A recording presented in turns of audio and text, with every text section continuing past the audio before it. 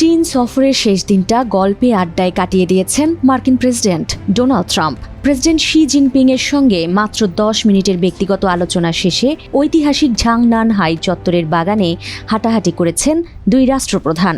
এ সময় বিশ্ব রাজনীতির জটিল হিসাব নিকাশ ও কূটনীতির বেড়াজাল ডেঙিয়ে দুজনেই যেন ফিরে গিয়েছিলেন অন্য এক ভুবনে। এ সময় চীনা গোলাপের সৌন্দর্যে মুগ্ধ হন মার্কিন প্রেসিডেন্ট। বাগানের গোলাপ দেখে ট্রাম্প বলেন, এগুলো আমার দেখা পৃথিবীর সবচেয়ে সুন্দর গোলাপ।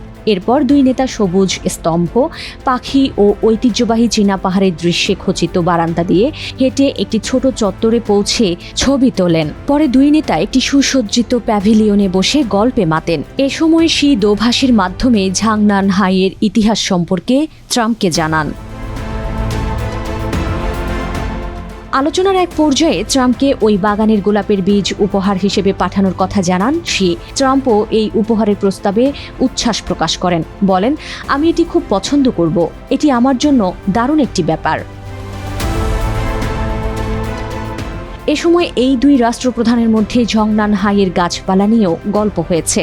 জায়গাটি একসময় চীনের রাজকীয় উদ্যান ছিল, যেখানে প্রায় সব গাছের বয়সই 200 থেকে 300 বছরেরও বেশি। যা জানতে পেরে অবাক হয়ে ট্রাম্প জিজ্ঞেস করেন, এগুলো এতদিন বাঁচে? যার জবাবে শি হেসে উত্তর দেন, কিছু গাছের বয়স 1000 বছরেরও বেশি। এরপর ট্রাম্প বলেন, জায়গাটা দারুণ, আমার ভালো লেগেছে, আমি এখানে অভ্যস্ত হয়ে যেতে পারি।